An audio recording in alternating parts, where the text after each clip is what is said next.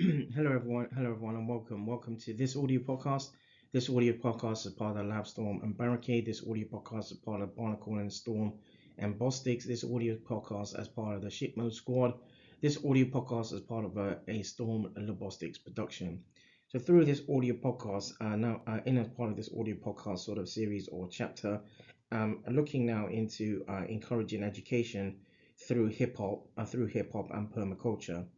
So much of the hip hop genre stems back from the early 1970s. It is multifaceted. It is a multifaceted art form, in as much as evidence informs in line to literature and music and sort of music or art form that tends to be a platform for the young or the youth. Again, at the same time to inform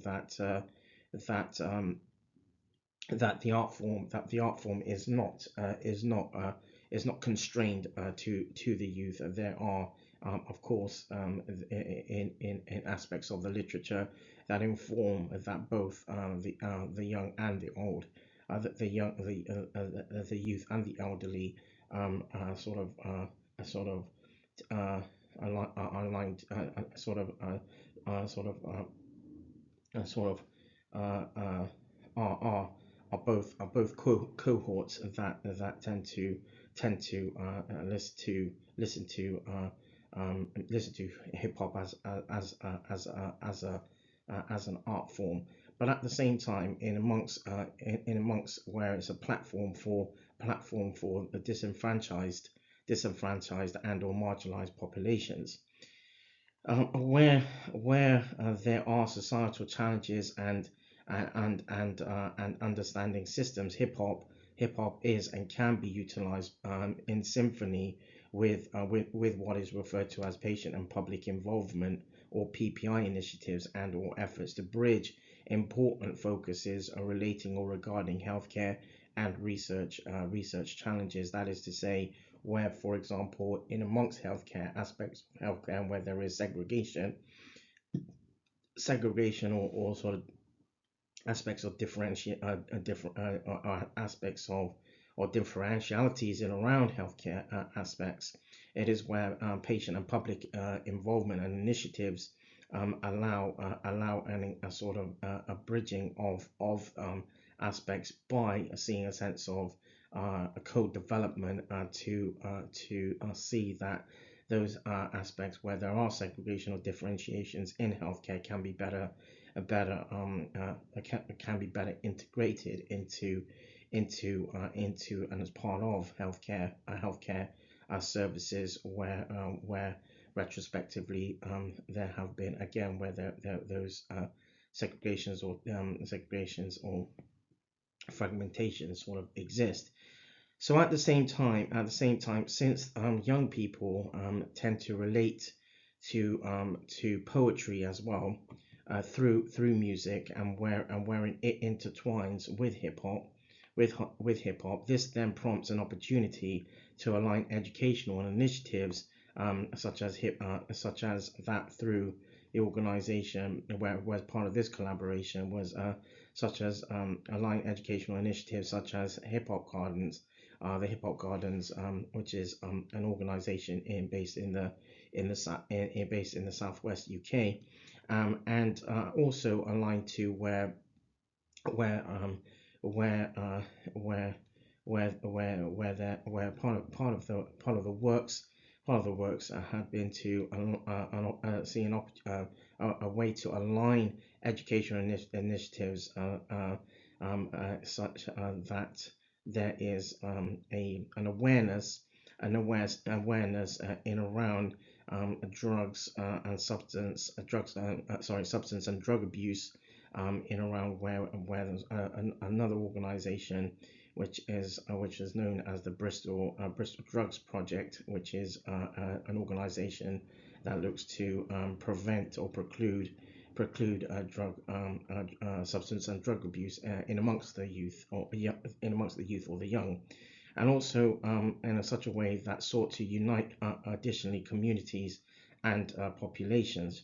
So at least in the last two decades, there have been attempts at the same time by government and government agencies and private health centers to utilize hip hop culture uh, and its sort of instruments such as rap and graffiti to reach out to the youth with the aim of improving, for example, aspects of health literacy.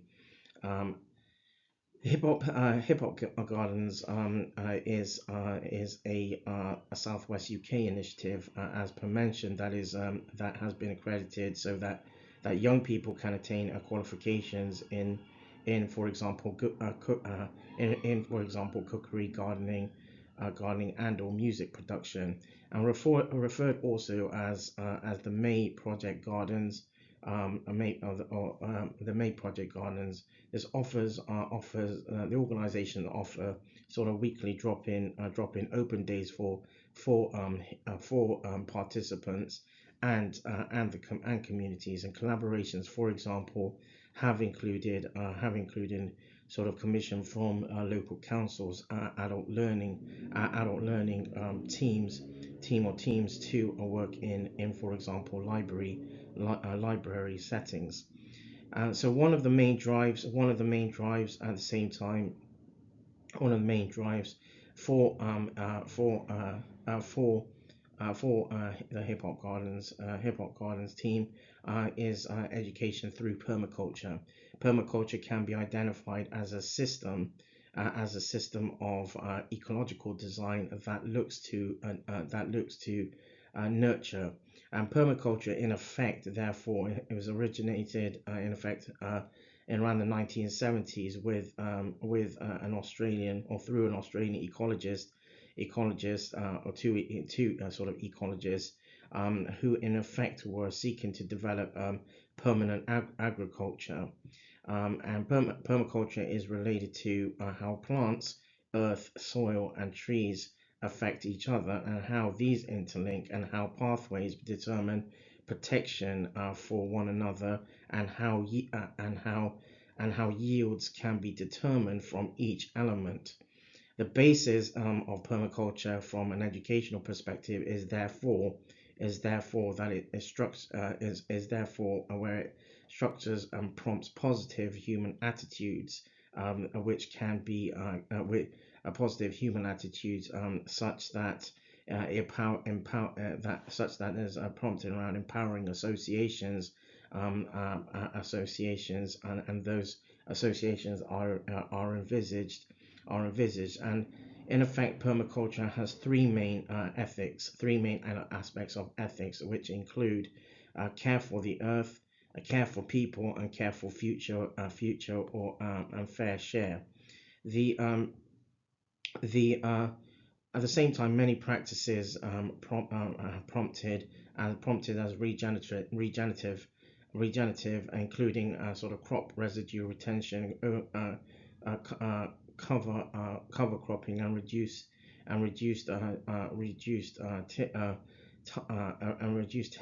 tillage, and central which are central to the canon of good agriculture, what's referred to as good agriculture practices, whilst others are contested and at best sort of niche. So, for example, permaculture, holistic grazing. Worryingly, though, these practices are generally prompted with little regard to context. Practices are sort of practices most often encouraged are unlikely to lead to best practices. So at the same time, what is pertinent, however, through permaculture is that people are empowered. People are empowered. So that draws this audio podcast to a close. This audio podcast as part of the LabZtorm and Baracade. This audio podcast is the part of the Barnacle and Storm. This audio podcast is part of the Shitload Squad. This audio podcast as part of a Storm Logistics production.